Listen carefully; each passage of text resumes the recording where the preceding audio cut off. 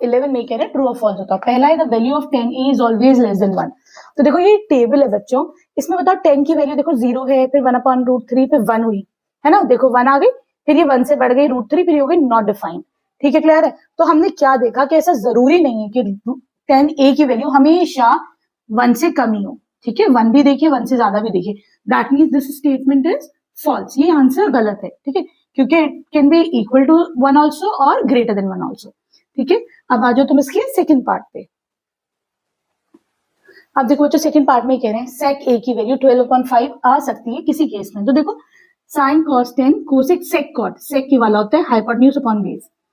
तो हाइपोटेन्यूज देखो सबसे बड़ी साइड होती है, तो ये 12/5 है। इसका मतलब क्या ऐसा हो सकता है भाई कि कभी किसी उस पे जो है हमारे पास ये वैल्यूज आ गए।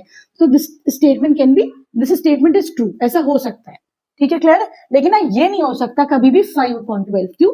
क्योंकि ऊपर हाइपोटेन्यूज सबसे बड़ी साइड होनी है, तो जो हमेशा ज्यादा ही होनी है। ठीक है, देखो बच्चों थर्ड पार्ट में पूछ रहे हैं कि cos a जो एब्रिविएशन है, शॉर्ट फॉर्म है, वो कोसेकेंड a की है। तो दिस स्टेटमेंट इज फॉल्स। क्यों? cos a जो है वो कोसाइन a का शॉर्ट फॉर्म होता है। ठीक है, और कोसेक जो है वो कोसेकेंड का होता है। ठीक है, क्लियर है। अभी कंफ्यूजन तो नहीं होगा कि cos जो है वो कोसाइन का एब्रिविएशन शॉर्ट फॉर्म होती है। ठीक है, देखो बच्चों cot a जो है ये कह रहे हैं ये प्रोडक्ट होता है cot और a का। तो दिस स्टेटमेंट इज फॉल्स। क्यों? क्योंकि cot और a एक पूरी चीज है, ये क्या है, ट्रिग्नोमेट्रिक रेशियो है। किसका, कौन सी एंगल का है? तो वो तुम्हें ये एंगल बताता है कि एंगल ए बी थीटा कौन सा एंगल का है। अकेले इसका कोई मतलब नहीं होगा, जब तक दोनों साथ नहीं होंगे ना तभी तुम्हें पता चलेगा बच्चों कि अच्छा भाई इसका तुमको जो है ट्रिग्नोमेट्रिक रेशियो निकालना है। ठीक है, क्लियर है। तो ये दोनों चीज एक ही है, सही, प्रोडक्ट नहीं है यहाँ पर। अब देखो जो फिफ्थ पार्ट में कह रहे हैं sine theta is equal to 4/3। किसी एंगल के लिए ऐसा वैल्यू आ सकती है कि नहीं?